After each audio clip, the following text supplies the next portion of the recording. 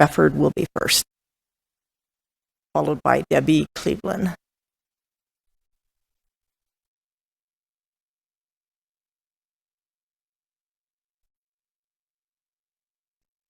Give us your name and community you're from. Greg Befford for the record, from Yucca. I'm here on the anniversary of October 7th, the event where we were told that there was a surprise attack by Hamas on Israel that killed 1,139 people and injured 8,730 people. I produced a video shortly after that that you can find on Desert Sage podcast called Stop Cheering for Genocide, where I outlined how this conflict was nothing like you're being told. It's just like COVID-19, when I came up and told you you're being lied to. And over time, the truth has come out. It's no different than this thing here. I told you you're being lied to. And I said Israel was an apartheid state, that they had been supporting Hamas all along. This is from Israeli newspapers.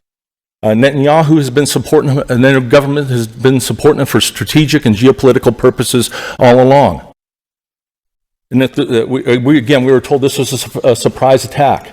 I talked about my experience as an officer where the federal government sent me and other law enforcement trainers to a 2-week school put on by Israelis, Shin Bet and Mossad intelligence. I knew the event that they were describing, this infiltration, could not have happened the way that they described it. And I talked about that in my video. And what we have seen now over time is, again, nothing but Israel acting as a genocidal apartheid state, doing nothing but ethnically cleansing Palestinians from their homeland. That's what's occurring. Gaza, you can compare Gaza and Auschwitz. It's no different. Gaza is an open-air prison. Now, the way they're being killed, it might be different. But ask yourselves, would the prisoners in Auschwitz, would they have had the right to rise up and kill their oppressors? How about the slaves, the black slaves? Would they have had the right to rise up and kill their oppressors, the people enslaving them? This conflict is nothing like you've been told. Israel knew. It's come out now. Israel knew a year in advance.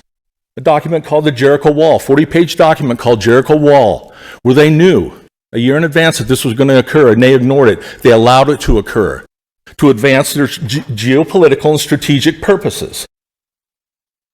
The people that were killed were also killed by friendly IDF forces. That's been discovered now. It's called the Hannibal Directive.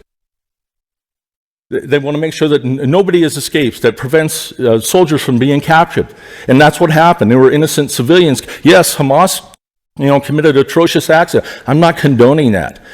But the people at the top of that power pyramid do not care about how many Palestinians or Israeli Jews or anybody else, Christians, who were also being killed. They don't care how many of them are being killed. They do not care. They do not care. I'll be back. Thank you. Debbie Cleveland.